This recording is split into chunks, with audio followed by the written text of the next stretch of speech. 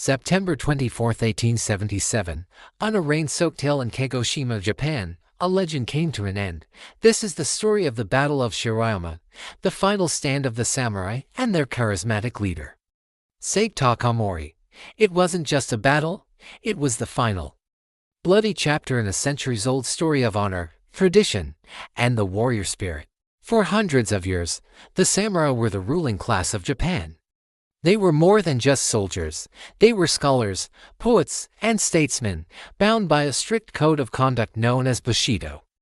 Their lives were dedicated to martial prowess, loyalty, and honor unto death. The iconic katana wasn't just a weapon, it was the soul of the samurai, a symbol of their status and power. But in the mid-19th century, Japan was forced open to the West, and everything began to change. The Meiji Restoration was a period of rapid modernization. Feudalism was abolished, and a new, modern conscript army, armed with rifles and cannons, was established. The government stripped the samurai of their privileges, their right to carry swords, and even their distinctive top-knot hairstyle. For many, this was an unbearable betrayal of their identity and heritage. Imagine having your entire way of life, your purpose, declared obsolete overnight. This simmering resentment would soon boil over into open rebellion.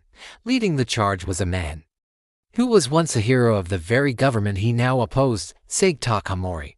Known as the last true samurai, Saigō was a towering figure, both physically and politically. He had been a key leader in the Meiji Restoration, but he became deeply disillusioned with the new government's westernizing policies. He believed they were abandoning the true spirit of Japan.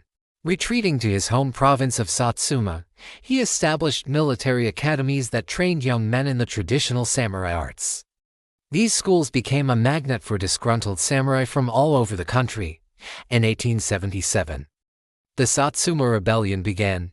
Saigō, reluctantly at first, led an army of around 15,000 samurai against the new Imperial Japanese army. Initially, they saw success, their superior swordsmanship and fighting spirit overwhelming the less experienced conscripts. But the tide quickly turned. The Imperial army had overwhelming numbers and superior firepower. Gatling guns, artillery, and modern rifles cut down the samurai ranks. Over several months, Saigō's forces were pushed back, their numbers dwindling with every brutal engagement.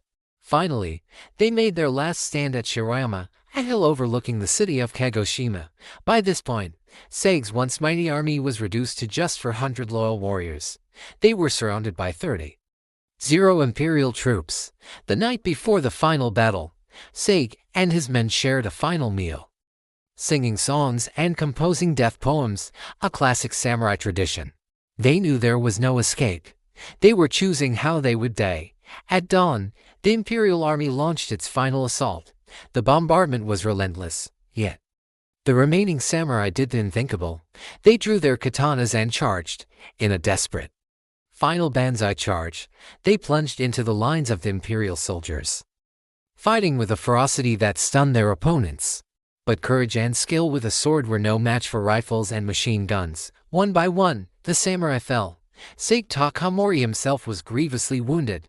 According to legend, a loyal follower helped him commit seppuku, the ritual suicide of a samurai, to preserve his honor in death. With his fall, the last samurai rebellion was crushed. The Battle of Shiroyama marked the definitive end of the samurai era. While their class was gone, their spirit and their code of Bushido would continue to fascinate the world and influence Japanese culture for generations to come. It was a tragic, heroic, and brutal end to one of history's most iconic warrior classes.